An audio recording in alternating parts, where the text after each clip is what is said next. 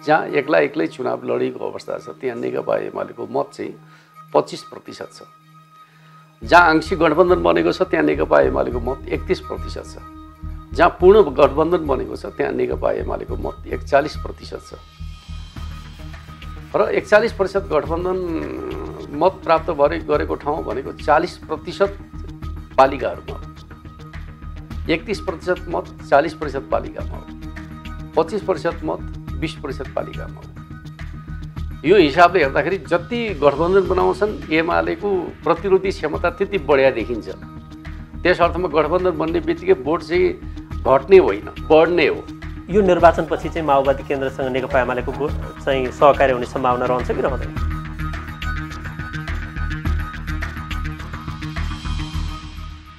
कागती र खरानीको प्राकृतिक शक्तियुक्त ध्वनि हर्बल साबुन जित्ती दाग हटाई भाडा चम्काउँछ अझ टिलिक्क।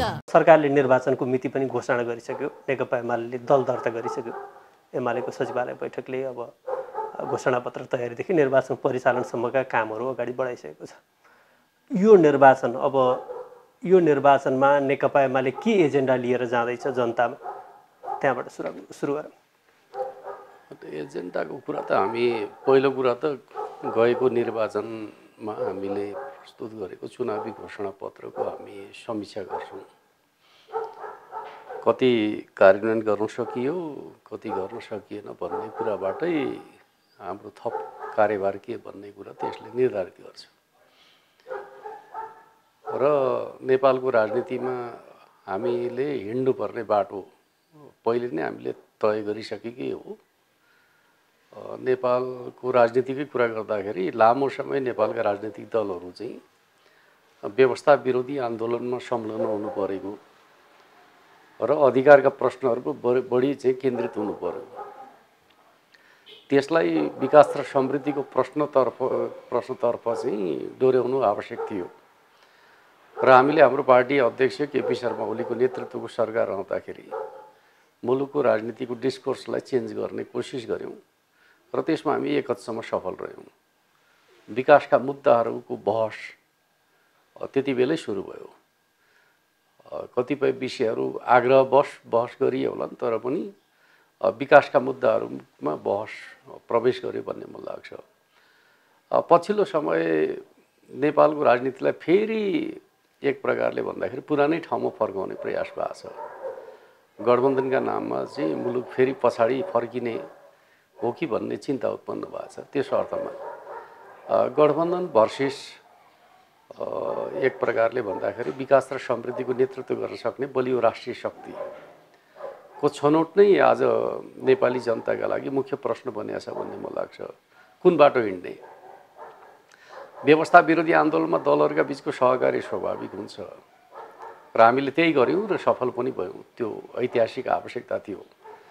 जब राष्ट्र निर्माणको प्रश्न आउँछ त्यति बेला गठबन्धनबाट राष्ट्रको विकास र समृद्धिको सफल नेतृत्व भएको दुनियाँमा कहीँ पनि पाइँदैन। कम्तीमा नेपालमा राजनीति गर्ने राजनीतिक दलका नेताहरूले यतिसम्म न्यूनतम ज्ञान राख्नुपर्छ भन्ने मलाई लाग्छ। हामी गठबन्धनबाट चाहिँ अगाडि बढ्छौँ भन्नुको अर्थ के हो त भन्दाखेरि हामी विकास र समृद्धिको प्रश्नमा चाहिँ अहिले जान चाहन्नौँ भने नै हो।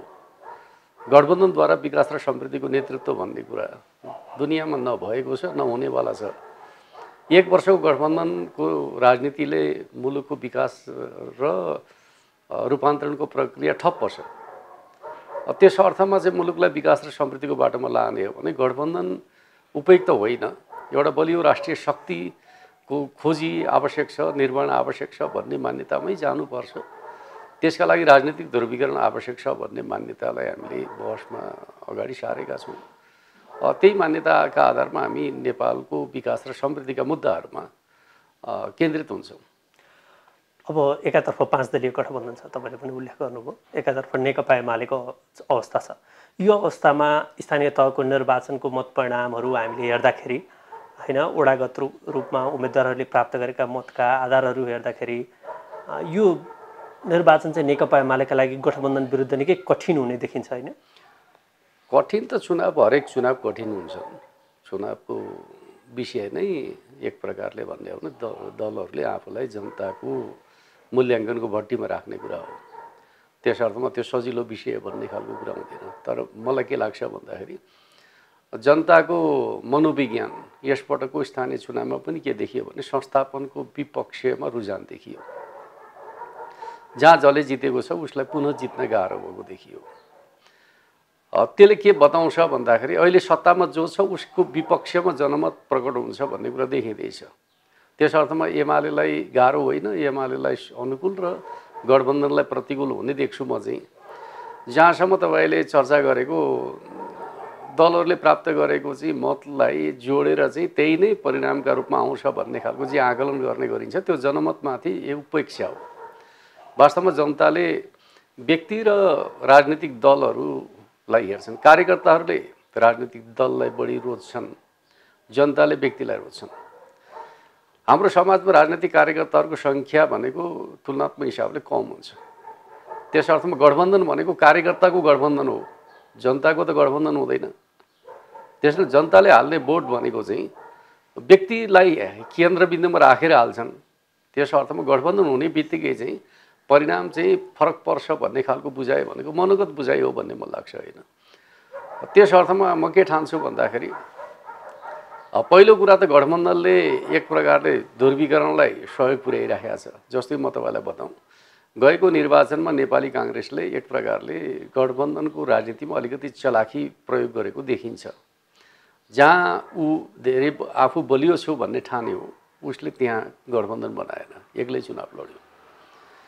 जहाँ नेकपा एमालेको हाराहारीमा छु भन्ने ठान्यो त्यहाँ उसले आंशिक गठबन्धन बनायो, कुनै एउटा दललाई साथमा लिएर चुनाव लड्यो। र जहाँ ऊ एमाले भन्दा आफूलाई कमजोर छु भन्ने ठान्यो त्यहाँ उसले 5 दलीय गठबन्धन बनाएर अगाडि बढ्यो। त्यस अर्थमा हामी के देख्छौँ भन्दाखेरि स्थानीय चुनावलाई हामीले समष्टिगत रूपमा विश्लेषण गरिराखेका देख्छौँ। नेपाली कांग्रेसले अवलम्बन गरेको नीतिका आधारमा कस्तो प्रकारको रिजल्ट आयो भन्ने कुराको मसिनो विश्लेषण त कसैले गरेर देख्दिनँ म चाहिँ। त्यसमा के देखिन्छ भन्दाखेरि अब हामीले आफ्नो तर्फबाट गरेको विश्लेषणका हिसाबले हुने जहाँ एक्लै चुनाव लडेको अवस्था छ त्यहाँ नेकपा एमालेको मत चाहिँ 25% छ। जहाँ आंशिक गठबन्धन बनेको छ त्यहाँ नेकपा एमालेको मत 31% छ। जहाँ पूर्ण गठबन्धन बनेको छ त्यहाँ नेकपा एमालेको मत 41% छ। र 41% गठबन्धन मत प्राप्त गरेको ठाउँ भनेको 40% पालिकाहरूमा हो, 31% मत 40% पालिकामा हो, 25% मत 20% पालिकामा हो। यो हिसाबले हेर्दाखेरि जति गठबन्धन बनाउँछन् एमालेको प्रतिरोधी क्षमता त्यति बढिया देखिन्छ। त्यस अर्थमा गठबन्धन बन्ने बित्तिकै भोट चाहिँ घट्ने होइन, बढ्ने हो। अर्कोतर्फ म तपाईँलाई के भन्छु भन्दाखेरि नेकपा एमाले गठबन्धनका कारणले हार्यो भन्ने खालको कुरा आंशिक सत्य हो। एक्लै चुनाव लड्दाखेरि हामीले 294 स्थान जितेका थियौँ। 5 दलसँग मुकाबिला गर्दाखेरि हामीले 206 ठाउँ जित्यौँ। गठबन्धनले हामीले हराएको कति त, त्यो 88 ठाउँ त हराएको हो नि, 206 त हराउन सकेन। तर मुख्य महानगरहरूमा हरायो गठबन्धनले होइन। महानगर उपमहानगरको सन्दर्भको कुराकानी गर्नुहुन्छ भने त कतिपय ठाउँमा त स्वतन्त्र उम्मेदवारले हराए, यसलाई कुन रूपमा हेर्ने। त्यस अर्थमा म तपाईँलाई के भन्छु भन्दाखेरि जनमतलाई हामीले गठबन्धनसँग दाँच्ने कुरा चाहिँ उचित होइन। एउटा व्यक्तिले त चुनाव दलहरूलाई हराउन सकेको छ भने जनताको एक प्रकारको अभिमत भनेको चाहिँ स्वाभाविक रूपमा कसरी प्रकट हुन्छ भन्ने कुरा त महानगरका चुनावहरूले पनि देखाएको छ। त्यस अर्थमा म के ठान्छु भन्दाखेरि अहिले हामी जसरी चाहिँ गठबन्धनको मा रहेका दलहरूले प्राप्त गरेको मतलाई जोडेर परिणामको जसरी चर्चा गर्दैछौँ यो जनभावनामाथिको एक प्रकारको उपेक्षा हो भन्ने मलाई लाग्छ होइन। जस्तो अब नेकपा एमाले लोकप्रिय मत प्राप्त सबभन्दा धेरै गर्यो भनेर तपाईँले नै भन्नुभयो। जब निर्वाचनको परिणामहरू आउने क्रम अन्त्यमा पुगेको थियो तपाईँहरूले नै त्यसको हिसाब गर्नुभयो र एमाले नै भनेर भन्यो। तर अब अहिले ओडागत रूपमा जसरी एमाले लोकप्रिय पार्टी भनेर भनिएको छ तर ओडागत मतको हिसाब गर्दा चाहिँ नेकपा एमाले चाहिँ प्रत्यक्षतर्फ 9 सिटमा घुम्चिन्छ भन्ने किसिमले त आइरहेको समाचारले त एमालेकै कार्यकर्ताहरूमा अलिकति हिंताबोध जस्तो अवस्था बनेको छ। यो त म तपाईँलाई के गर्छु भन्दा यो त मजाको विषय होइन। जसले विश्लेषण गर्नुभएको छ उहाँहरूले चाहिँ त्यो सत्य बुझ्नु भएको छैन। हिजो नेकपा एमाले समाप्त पार्न सकिन्छ भनेर स्थानीय चुनावमा गएको होइन र परिणाम त त्यस्तो भएन। त्यस अर्थमा चाहिँ यो विषय पनि अर्को एउटा मजाकको विषय हो होइन। म के ठान्छु भन्दाखेरि अहिले पनि नेकपा एमाले गठबन्धनसँग मुकाबिला गरिकन पहिलो शक्ति बन्ने सामर्थ्य राख्छ। हाम्रो प्रयास बहुमतको प्रयास रहन्छ नै, किनकि नेपालमा स्थायित्वका लागि, विकास र समृद्धिका लागि, राष्ट्रिय हितका लागि बलियो राष्ट्रिय शक्तिको आवश्यकता छ। त्यो चिज हामीले जनताका बिचमा अपिल गऱ्यौँ भने जनताले हाम्रा कुरा सुन्छन् भन्ने कुराको विश्वास छ। र अहिले भइराखेका सरकारले के पर्फर्मेन्स गर्यो र फेरि उनीहरूलाई भोट हाल्ने, यो चिजको जवाब त विश्लेषण गर्नेहरूले दिनु पर्यो नि। अहिले भइरहेको 5 दलीय गठबन्धनले 1 वर्षको अवधिमा के जनतालाई दियो र जनताले फेरि उनीहरूका लागि भोट हाल्ने सम्भव छ? त्यो कुरा काम नगर्नेले भोट पाउँछ भन्ने खालको दृष्टिकोण हामीले बनाउन खोजेको हो होइन होला नि। म तपाईँलाई भन्छु 1 वर्षको अवधिमा यो सरकारले नेपालको आर्थिक सामाजिक विकासका सन्दर्भमा चाहिँ जे परिणाम दिएको छ त्यो हिसाबले त यिनीहरू असक्षम छन् भन्ने कुरा त आफै प्रमाणित गरेका छन्। जस्तो कि म तपाईँलाई बताउँ, हामीले सरकार छोड्नु पर्दाखेरि यो मुलुकको आर्थिक अवस्था जसलाई शोधनान्तर स्थिति भनेर भन्ने गरिन्छ त्यो बचतको अवस्थामा थियो। 70-80 अरब रुपियाँ बचतमा थियो। अहिले त्यो 2.25 खरब घाटामा पुगेको छ। हामीले सरकार छोड्दाखेरि चाहिँ यो मुलुकमा विदेशी मुद्राको सञ्चित 11 महिनाको वस्तु र सेवा आयात गर्न सक्ने अवस्थाको थियो। आज त्यो घटेर 6 महिनामा झरेको छ। हामीले सरकार छोड्दाखेरि चाहिँ यो मुलुकको मुद्रास्फीति दर जसलाई मूल्य वृद्धि दर पनि भनेर भन्न सकिन्छ त्यो चाहिँ औसतमा 3.6% को थियो, अहिले बढेर चाहिँ 8.56% पुगेको छ। र अर्कोतिर तपाईँले हेर्नुभयो भने हामीले सरकार छोडिरहँदाखेरिको अवस्थामा चाहिँ स्वाभाविक रूपमा चाहिँ मुलुकमा एक प्रकारले लगानीको वातावरण यति साह्रो खलबलिया थिएन, बैंकहरू यति सङ्कटमा परेका थिएनन्। आज बैंकहरू लगानी गर्न नसक्ने अवस्थामा पुगेका छन्। जनताले जम्मा गरेको बचत निकाल्न कठिन भएको छ। बजारमा एक प्रकारको आर्थिक क्रियाकलापमा मन्दी आएको छ। के कारणले यस्तो भयो भन्दाखेरि सरकारको खर्च गर्ने क्षमतामा ह्रास आएका कारणले। र पुँजीगत खर्चको हालत कस्तो छ भन्दाखेरि कोभिड-19 को लकडाउनको समयमा जति पुँजीगत खर्च भयो त्योभन्दा कम पुँजीगत खर्च यो सरकारले गरिरहेको छ। यस्तो अवस्थामा यो सरकार यति असफल र असक्षम छ, फेरि उसैका पक्षमा जनमत जान्छ भनेर डेटा देखाएर चाहिँ हामी जनतालाई गुमराहमा पार्न खोज्छौँ भने त त्यो त वास्तवमा भन्दै भने विश्लेषकहरू चाहिँ राष्ट्र निर्माणप्रति गम्भीर छैनन् भन्ने नै अर्थ लाग्छ भन्ने मलाई लाग्छ। हुनुपर्थ्यो के भन्दाखेरि सरकार असफल छ, जनमत सरकारका पक्षमा जाँदैन भन्ने विश्लेषण आजको सत्य हो। बरु त्यसको विकल्प को हुन सक्छ, त्यो छलफलको विषय हुन सक्छ। तर सरकारमा रहेकाहरू नै विकल्प हुन् र उनीहरूले चाहिँ स्विङ गर्छन् भन्ने प्रकारको डेटा प्रस्तुत गरेर छलफल बहसको त म त अर्थ देख्दिनँ। जस्तो कसरी पनि हेरिराखिया छ भने यो अब यो सरकार त 1 वर्ष भयो, तपाईँले भने जस्तो यो सरकारका कयौँ कमी कमजोरीहरू आएछन् जुन विगतमा नेकपा एमाले हुँदाखेरि पनि भएका कामहरू यो सरकारले पनि निरन्तरता दिएको जस्तो अवस्था पनि देखियो कतिपय केसमा। तर मान्छेहरूले चाहिँ नेकपा एमाले चाहिँ त्यत्रो ठुलो पार्टी बनायो, त्यत्रो ठुलो पार्टी बन्यो, नेकपा बन्यो र सरकार सञ्चालन गर्दा पनि के गर्यो त? त्यसो हुँदा उसलाई अहिले तपाईँले भने जस्तो प्रतिपक्ष दलको वा सत्तापक्षको विकल्प भन्दा पनि एमालेलाई पनि त्यही दलको क्याटेगोरीमा राखिराखेको छ नि। त्यो सत्य होइन। त्यो के हुन्छ भन्दाखेरि हामी कहाँ चाहिँ एउटा आग्रह हुन्छ हाम्रो होइन, त्यो आग्रहलाई पुष्टि गर्नका लागि यिनीहरूले सकेनन्, अघिल्लाले पनि सकेका थिएनन् भनेर तर्क गर्ने तरिका हुन्छ। त्यो आग्रहको कुरा हो। कतै हामी त्यो आग्रहद्वारा चाहिँ प्रभावित छौँ कि भन्ने अर्थ लाग्छ। नत्र हामीले बुझ्ने कुरा के हो भन्दाखेरि नेकपा एमालेको नेतृत्वको सरकार रहँदा वा नेकपा कालको सरकारको सन्दर्भमा कुराकानी गर्दाखेरि हरेक प्रकारका सूचकहरूमा सकारात्मक परिवर्तन थियो। हामीले हेर्ने त थियो होला नि त्यति बेलाका सूचकहरू। ऊ सरकारमा आउनुभन्दा पहिले आर्थिक सामाजिक विकासका सूचकहरूको अवस्था के थियो र उसले सरकार चलाइरहँदाखेरिको अवस्थामा सूचकहरूमा के प्रभाव पर्यो, नेगेटिभ पर्यो कि पोजिटिभ पर्यो, हेर्ने त त्यही होला। हरेक सूचकमा पोजिटिभ प्रभाव परेको छ, काम चाहिँ भएको छैन भन्ने कुराको निष्कर्ष भने चाहिँ सकारात्मक हो र? यतिसम्म कि मुलुकको आर्थिक विकासको दरका हिसाबले भन्नुहुन्छ भने 3 वर्षको अवधिमा चाहिँ मुलुकमा चाहिँ उच्च आर्थिक वृद्धि हासिल गर्ने मुलुकको श्रेणीमा विश्वका 10 मुलुकको श्रेणीमा नेपाल पुग्यो। यो केही नभएको चिज हो र के कुराको बढी आलोचना भएको छ भन्दाखेरि ठुला ठुला आयोजनामा वैदेशिक ऋण ल्याएर चाहिँ मुलुकलाई अप्ठ्यारोमा पार्ने काम भयो भन्ने कुराले गरियो। ठुला ठुला आयोजनाहरू अगाडि बढेको कुरा त सत्य हो नि।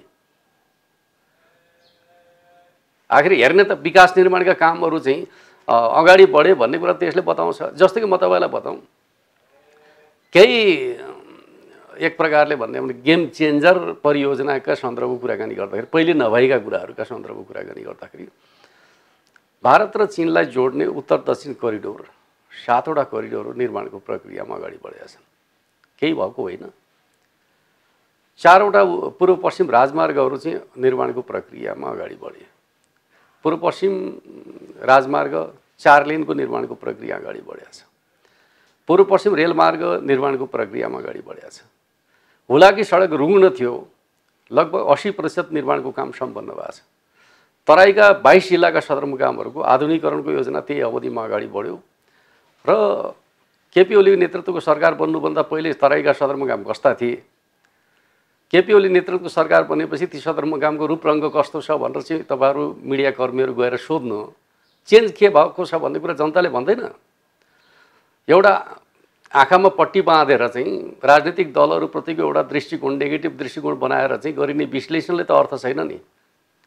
त्यो त जनताले अनुभूति गरेको छ। अर्कोतर्फ म तपाईँलाई बताउँ, नदी पथान्तर योजना जो नेपालमा चाहिँ पानी जति सबै भारततिर बगेर जाने, भारतले त्यो आफ्नो अधिकारका रूपमा प्रयोग गरिरहेका अवस्थामा चाहिँ केपी ओली नेतृत्वको सरकारले आँट गर्यो, पथान्तर योजनाको रूपमा अगाडि बढायो। राजा सुनकोशी मरिन डाइभर्सन अगाडि बढिरहेको छ। गेम चेन्जर होइन, केही नभएको हो। विगतकाले किन गरेनन्? र केपी ओली सरकारमा आउनु पूर्व चाहिँ लोड सेडिङ 18 घण्टा थियो। आज हामी बिजुली बेच्ने ठाउँमा पुगेका छौँ। केही नभएको हो। त्यस अर्थमा हामी यस्तो कुरा नगरौँ, भएका कुराहरू देख्दै नदेख्ने, त्यसपछि पहिलेकाले पनि केही गरे होइन, त्यस अर्थमा अहिलेका र पहिलेका बिचमा कुनै अन्तर छैन भन्ने खालको कुरा निकट भविष्यकै सन्दर्भको बारेमा यति ज्यादा आग्रह राख्नु हुँदैन भन्ने मलाई लाग्छ। हुन्छ, हामी निर्वाचनमा पनि केन्द्रित हौँ। जस्तो अब 5 दल गठबन्धन एकातर्फ बनेको छ, नेकपा एमाले पनि अन्य कुनै गठबन्धन, त्यो राप्रपासँग गठबन्धन गर्ने वा मधेस केन्द्रित कुनै दलहरूलाई गठबन्धन बनाएर जाने वा उनीहरूसँग केही छलफल गरिराखेको अवस्था छ? होइन, हामी नीतिगत रूपमा त कुनै पार्टीसँग गठबन्धन गर्दैनौँ। हेर्नु, पहिलेदेखि हामीले भन्दै आएका छौँ। स्थानीय चुनावका हकमा पनि हामीले त्यही भने हौँ। हाम्रो नीतिमा सहमत हुनेहरूसँग चाहिँ हामीले चुनावी तालमेल गर्छौँ भन्यौँ। हामीले 2वटा दलहरू यदि स्थानीय तहमा तालमेल हुन सक्यो भने चिन्ह प्रयोग गर्ने अधिकार दिएका थियौँ। यद्यपि तालमेल कहीँ पनि भएन। तर पनि मान्छेले त्यसलाई गठबन्धन भनेर प्रचार गरे। यथार्थतामा त्यो चाहिँ गठबन्धनै भएन। त्यो गठबन्धन पनि होइन। चिन्ह प्रयोग गर्न पाउने, यदि स्थानीय तहमा सहमति भएको अवस्थामा पाउने भन्ने नीतिगत एउटा अन्डरस्ट्यान्डिङ भएको थियो होइन। र अहिले पनि हाम्रो मान्यता के हो त भन्दाखेरि हामी गठबन्धन गर्दैनौँ, तर स्थानीय आवश्यकताका आधारमा तालमेल हुन सक्छ। तालमेललाई हामीले अस्वीकार गरेका छैनौँ। त्यस अर्थमा स्थानीय तहमा छलफल गरिकन आवश्यकताका आधारमा कतिपय ठाउँमा तालमेल भइहालेछ भने त्यो चाहिँ अस्वाभाविक हुँदैन। तर हाम्रो नीतिका आधारमा राष्ट्रको नेतृत्व गर्ने हो। त्यस अर्थमा नीति छोडेर हामी चाहिँ गठबन्धनको राजनीति गर्दैनौँ।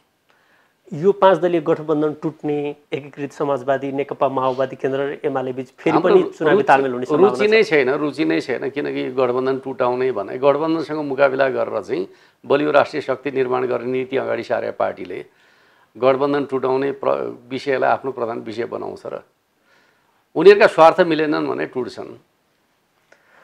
अब यो कुराकानी गरौँ, हामीले 74 देखिको वा त्यसअघिदेखि नै निर्वाचनको सम्पूर्ण यो समानुपातिकतर्फको मत परिणाम हेर्ने हो भने नेपाली काङ्ग्रेस र नेकपा एमालेमा 1% को मत अन्तर जस्तो देखिन्छ। अघिल्लो निर्वाचनमा त नेकपा एमाले 43,000 बढी मत लिएर आयो होइन।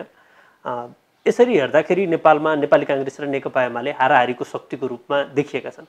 तर निर्णायक अवस्थामा चाहिँ नेकपा माओवादी केन्द्र पुगेको अवस्था छ।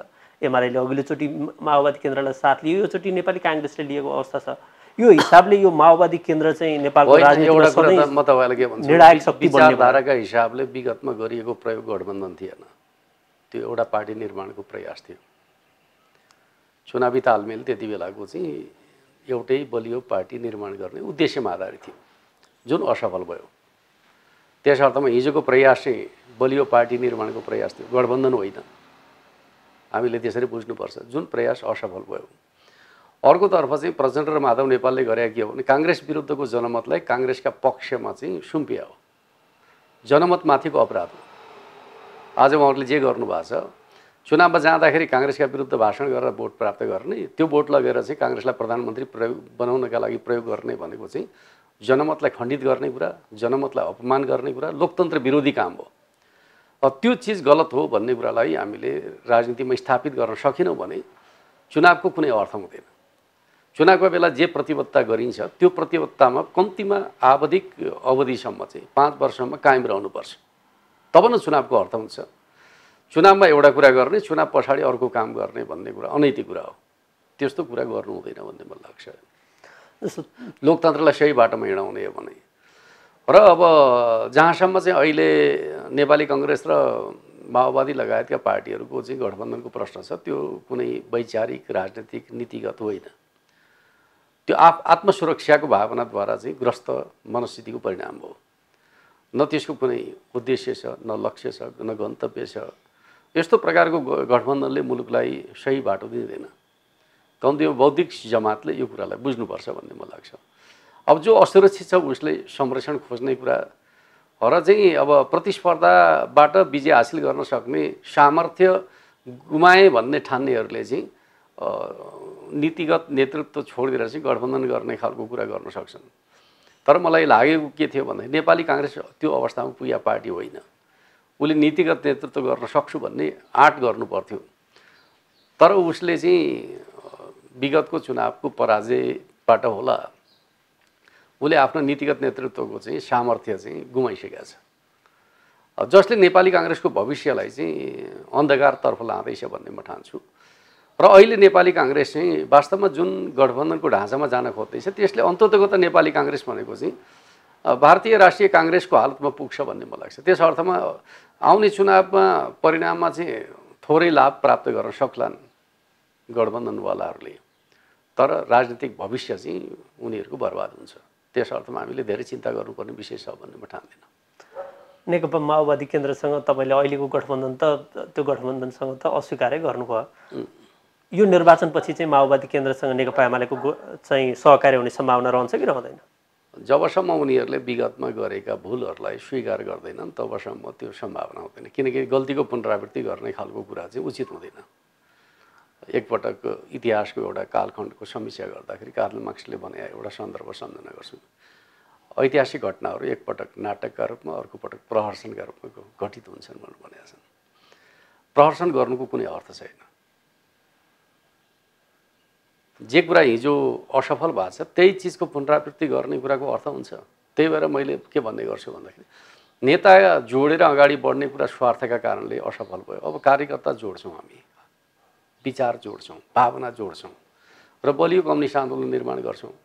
प्रचण्ड र माधव नेपाललाई जोडेपछि मात्रै कम्युनिस्ट आन्दोलन बलियो हुन्छ भन्ने मान्यता त असफल भइसक्यो त।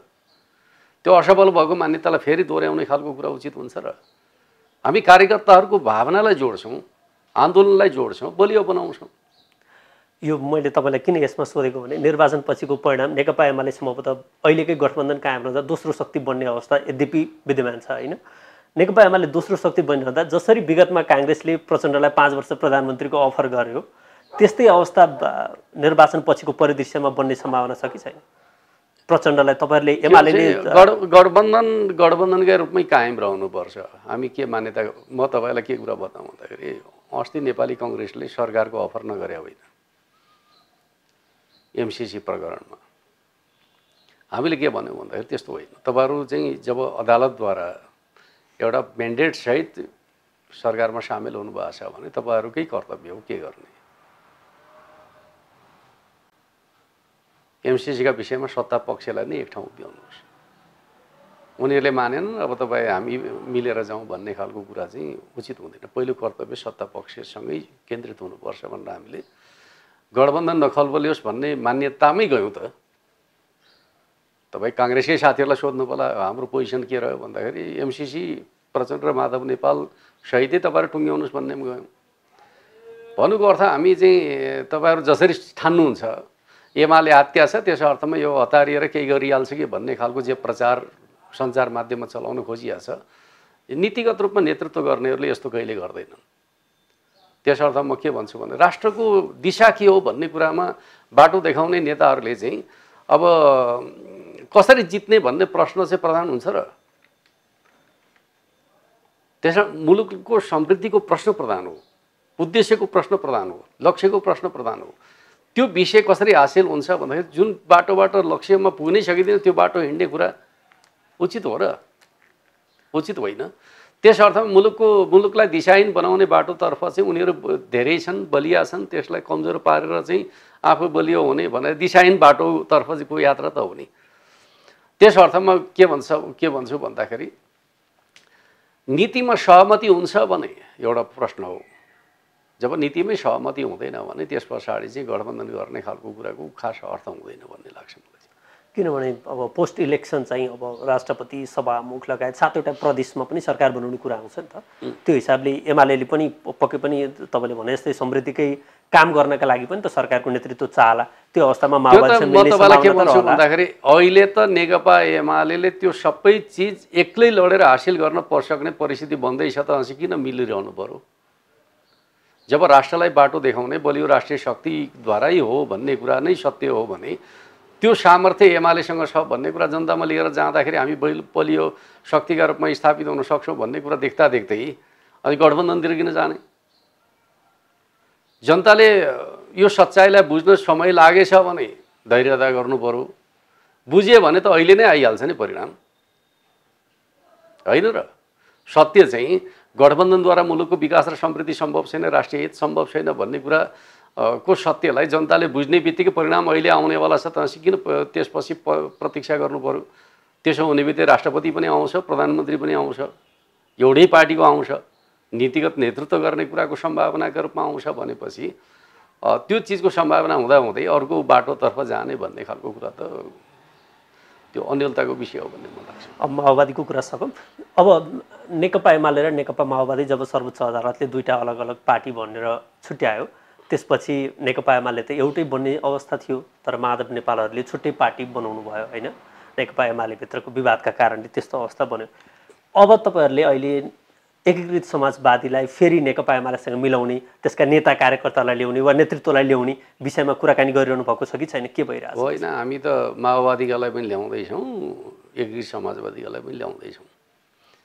पार्टी ल्याउँदैनौँ, नेता कार्यकर्ता ल्याउँछौँ, ल्याइराखेकै छौँ। किनकि गल्ती नेताले गरे हो, कार्यकर्ताले होइन। त्यस अर्थमा कार्यकर्तालाई हामीले चाहिँ नेताकै आँखाबाट हेर्नुपर्छ भन्ने त छैन। त्यस अर्थमा ल्याउँछौँ। र म तपाईँलाई के भनौँ भन्दाखेरि नेकपा एमाले भनेको नेकपाको निरन्तरता हो।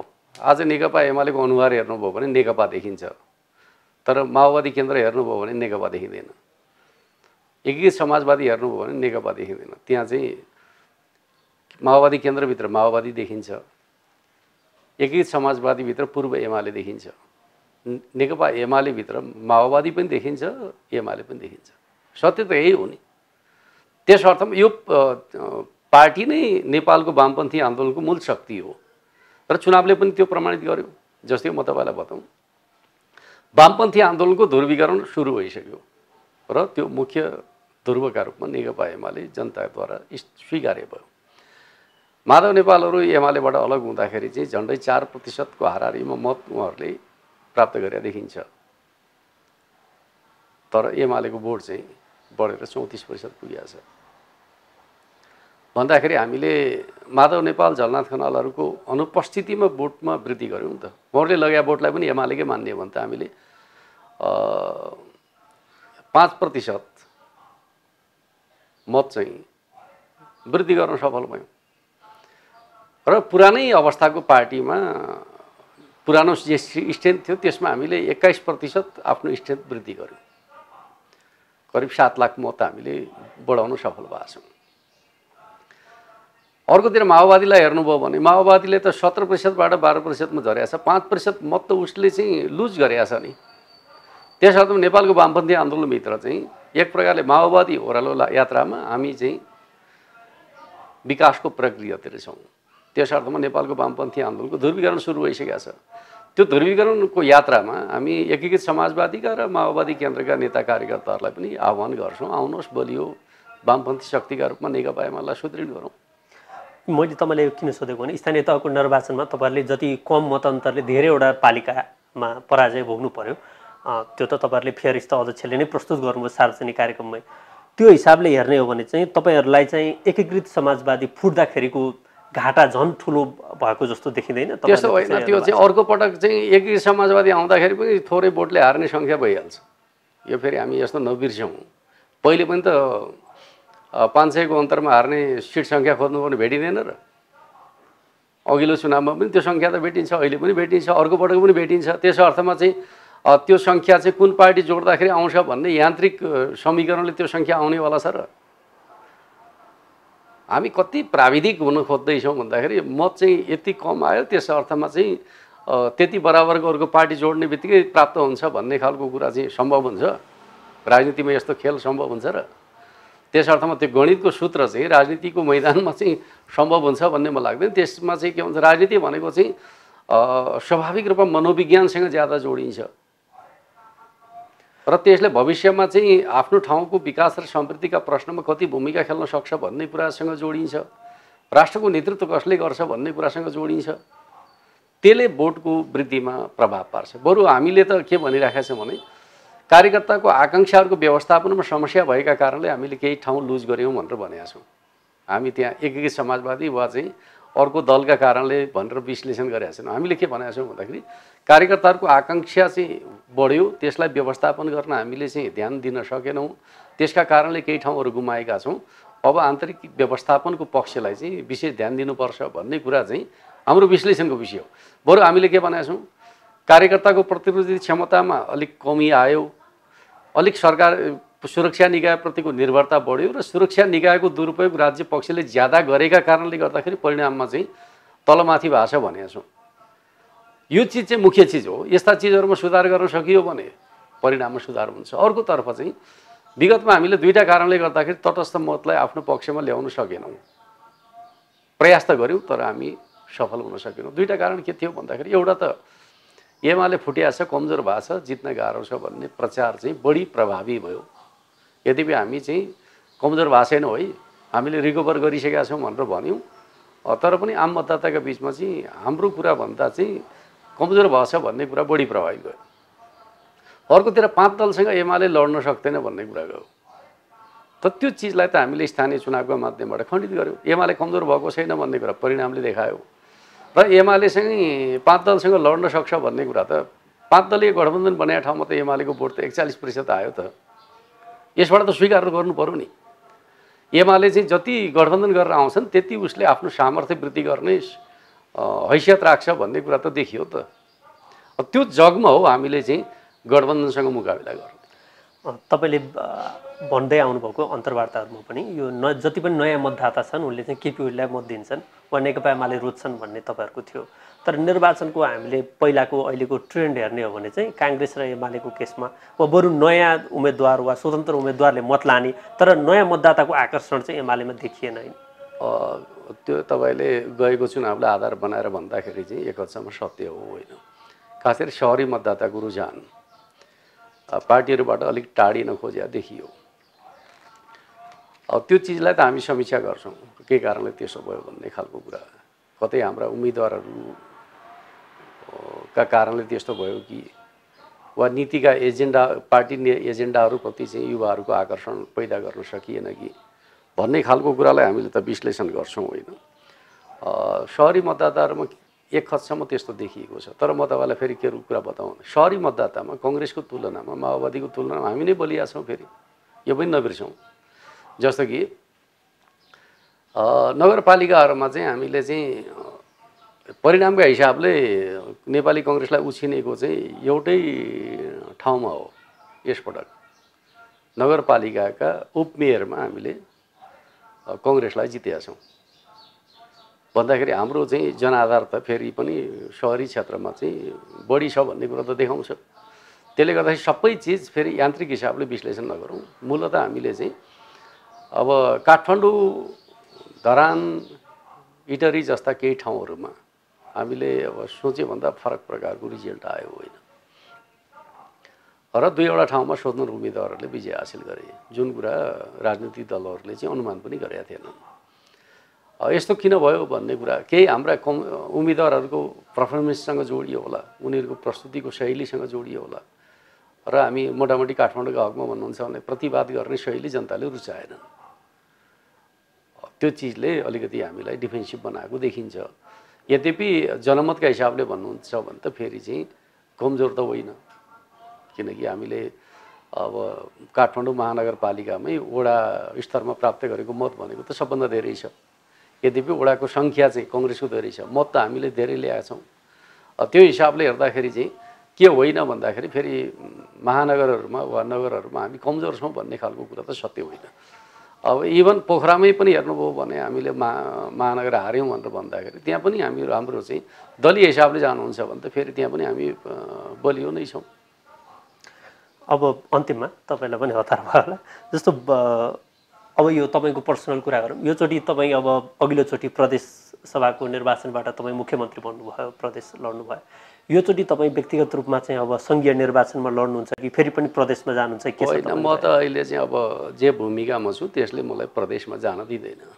त्यस अर्थमा म चाहिँ अब चुनावमा जाँदाखेरि चुनावमा जाने क्षेत्र भनेको चाहिँ अब स्वाभाविक रूपमा सङ्घीय क्षेत्र नै हो। यसमा हामी छलफलकै प्रक्रियामा छौँ होइन, छलफलकै प्रक्रियामा भएको हुनाले गर्दाखेरि अब को कहाँ भन्ने बेला भइसकेको छैन। अब एमाले वृत्तमा चर्चा चाहिँ के छ भने तपाईँको अब दाङमा दुईवटा उपमहानगरपालिकामा एमाले जसरी जित हात पार्यो त्यो हिसाबले तपाईँ अब दाङबाटै निर्वाचन लड्नुहुन्छ कि के समानुपातिक? चुनाव लड्दाखेरि त स्वाभाविक रूपमा लड्ने ठाउँ भनेको त अब आफू लडिरहेकै ठाउँ हो, त्यसमा फरक ठाउँमा जाने भन्ने खालको कुरा मतदाताका हिसाबले पनि उचित मानिँदैन। उनीहरूको अपेक्षा पनि के हुन्छ भने आफ्नै ठाउँमा चुनाव लडोस् भन्ने त भइहाल्छ। तपाईँ दाङबाटै चुनाव लड्नुहुन्छ? लड्दाखेरिको अवस्थामा नेपाली काङ्ग्रेसमा अन्तिममा नेपाली काङ्ग्रेसमा एउटा बहस सिर्जना गर्नुभएको छ गगन थापाले, अब म चाहिँ प्रधानमन्त्रीको क्यान्डिडेट हुन्छु भनेर गर्नुभएको छ। नेकपा एमालेमा वा सामाजिक सञ्जालमा अहिले पछिल्लो समय के छ भने यो पुराना नेता बिदा गरौँ भन्ने अभियान जस्तो मान्छेहरूले कमेन्ट फेसबुकमा सेयर गरिरहेछन्। यो हिसाबले नेकपा एमाले भित्र पनि नेतृत्व हस्तान्तरण वा सरकारको नेतृत्व गर्ने अवस्था आयो भने तपाईँहरूको दाबी गर्ने अवस्था बन्छ कि बन्दैन, के छ? नेकपा एमालेको परिस्थिति अन्यत्रको जस्तो परिस्थिति होइन। अन्यत्रका नेताहरूले आफ्नो चाहिँ सामर्थ्य गुमाएर मिल्नुपर्ने बाध्यता छ। नेकपा एमाले सामर्थ्य राख्छ र अरू बाँकी एमालेसँग लड्नका लागि गडजोड गर्न बाध्य छन्। त्यसर्थ एमालेमा नेतृत्वको प्रश्न समस्याको विषय होइन, त्यसमा चाहिँ सबभन्दा ज्यादा सुल्झिएको पार्टी नेकपा एमाले नै हो। जहाँ नेतृत्वका कारणले गर्दाखेरि पार्टी चाहिँ कमजोर हुँदैछ त्यहाँ नेतृत्वको बहस चल्नु स्वाभाविक हो। जहाँ नेतृत्वको एक सक्षमताका कारणले वा प्रभावकारिताका कारणले अरू मिल्न बाध्य छन् त्यो पार्टीले नेतृत्वको बहस चलाउँछ र चलाउँदैन नि। अहिले एमालेका लागि नेतृत्वको बहस प्रधान होइन। नेकपा एमाले विकास र समृद्धिका प्रश्नमा राष्ट्रको नेतृत्व गर्ने प्रश्न प्रधान कुरा हो र स्वाभाविक रूपमा पार्टी भनेको सामूहिकताको उपज हो। त्यसर्थमा हामी मिलेर हाम्रो पार्टीलाई सफल बनाउँछौँ र हाम्रो पार्टी नेतृत्व गर्न सक्षम छ। आज हाम्रो पार्टीका लागि नेतृत्वको कुनै समस्या होइन। अरू पार्टीमा जस्तो नेतृत्वको बहस गर्नुपर्ने तहमा एमाले छैन। हुन्छ, हस्, धन्यवाद तपाईँलाई।